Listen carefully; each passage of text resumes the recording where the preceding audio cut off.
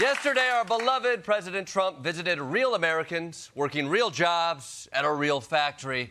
And you know, these are his people, so I'm sure he got a much-needed boost of support. As the president toured a Ford manufacturing factory, this moment caught on camera and video obtained by TMZ. One man shouting at the president, "pedophile protector." President Trump mouthing an expletive in response and appearing to give the man the middle finger. Whoa, whoa, whoa, whoa, Mr. President, you can't flip off a citizen that way. Not with your delicate hands. They'll be bruised for weeks. I mean, I don't know why Trump's so upset. I mean, he could have called you a pedophile, but he kept it to pedophile protector out of respect for the office.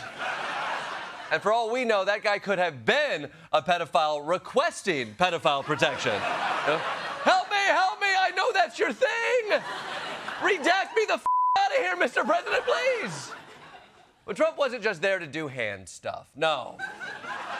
He also gave a speech where he had a message for all the people who have been out on the streets for the last few days. Keep protesting and save the name of the killers and the abusers that are abusing you. You're being very badly abused. One death is too much. Wow. Wow. Standing up for the protesters in Minnesota. You know, people call this guy a dictator, a fascist, a pedophile protector. But here he is with a full-throated defense of Americans' right to protest their government. I've canceled all meetings with the Iranian officials until the senseless killing of protesters stops. He's talking about Iran. Okay, my mistake. Yes. Okay. But you know what? You know what? It doesn't matter. Because President Trump is nothing if not consistent in his beliefs and ironclad in his principles. And I know that his police force will treat Americans with the same empathy and restraint when they... you know where this is going. Overnight, flashbangs lighting up the Minneapolis skies.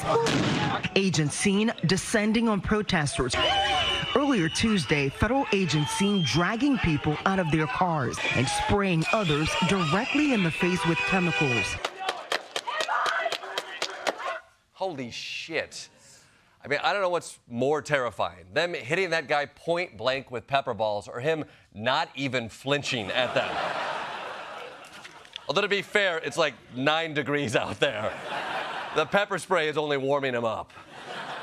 Now, the administration wants you to believe that these protesters are the ones out of line here because ICE agents are just a group of well-trained, methodical police officers carrying out their duties, taking out the worst of the worst. But in reality, this is what Minnesotans are seeing.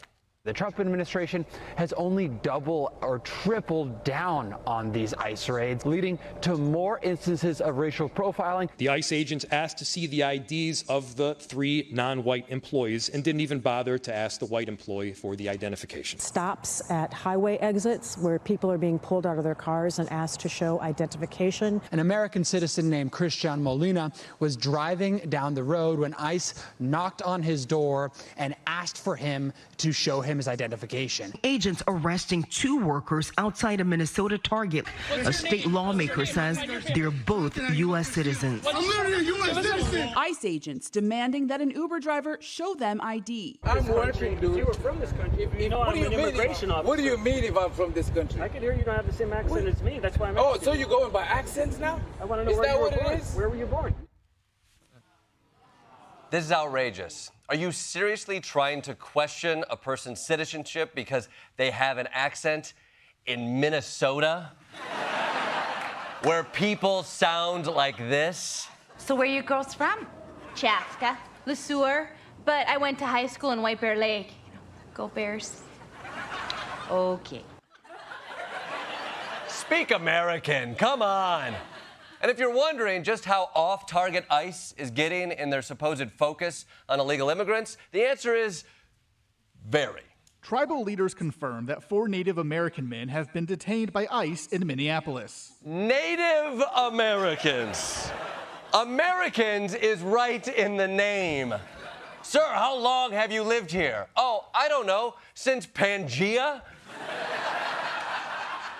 I mean, look, let's not beat around the bush here. What the government is doing right now in Minnesota is blatantly un-American. But the response to it is as American as can be. Some community members are not only protesting, they're also looking out for their neighbors. Volunteers delivering groceries to immigrant families. All around the Twin Cities, you hear these ear-piercing whistles. Activists blow the whistles when they see agents to alert the anti-ICE network. Agents drive in and out all day, greeted by protesters with profanity and occasional slices of bologna thrown at their vehicles. Oh man, I'm on the mic. Wow.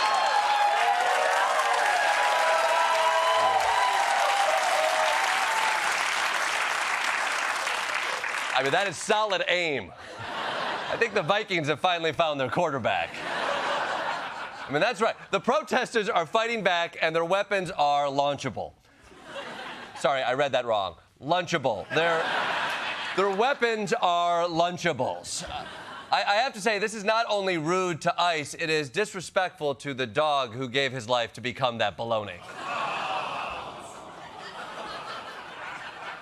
A lot of bologna fans here, I say.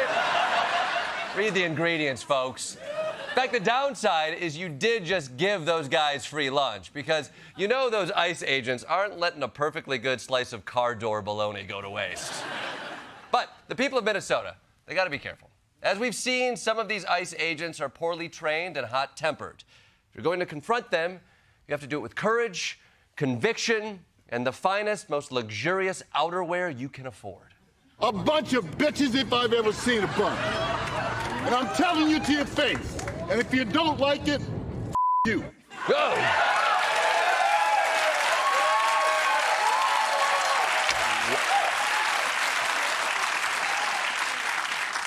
Can this guy be my dad? I mean, goddamn. I can't believe this dude is from Minnesota and not from a Quentin Tarantino movie. The depravity of the police state is so deep that people are time traveling from a boxing match in the 1970s just to call out their bullshit. Now, the protesters aren't just confronting ICE. Right-wing media has been on the ground in Minneapolis trying to make the case that the situation is justified. And the residents are giving those right-wing outlets the respect that their reporting deserves. We're just trying to have an intelligent conversation. I'm a tall man. I'm a big and tall man. I don't act this way. I'm a big and tall man. You want to engage in intelligent conversation? You think U.S. taxpayers should be funding housing for illegals and medical care? Smart man.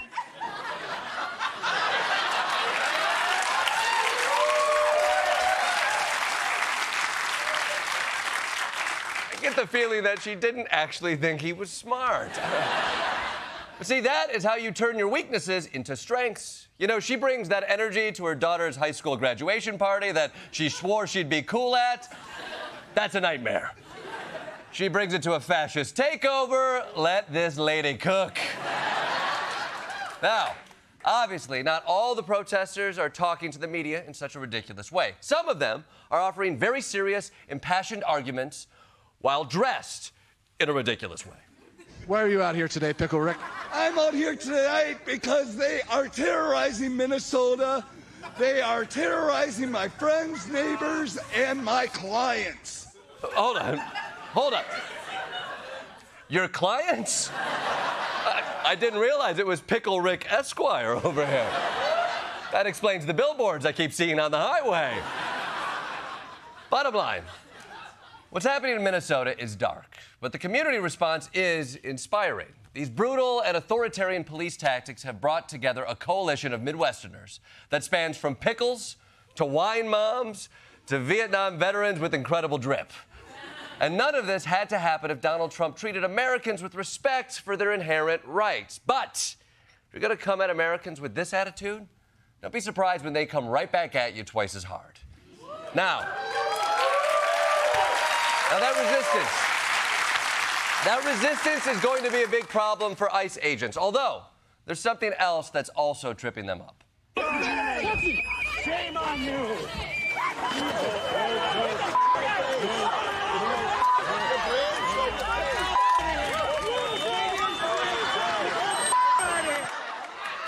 You hate to see it. The coalition against ICE is so broad, it even includes ICE. And if you enjoy seeing fascists fall on their fannies, there's a new show you're really gonna love. This week on America's Fashiest Home Videos, it's a massive invasion of hilarious ice videos. Oh! Apparently, ice training doesn't include walking. Some liberals want to abolish ice. Well, apparently, so does Mother Nature. Here's a video for anyone looking for a good icebreaker. Ooh, I want to see that one again from another angle. And he nailed the dismount. Turns out migrants aren't the only ones running from ice. So are their cars.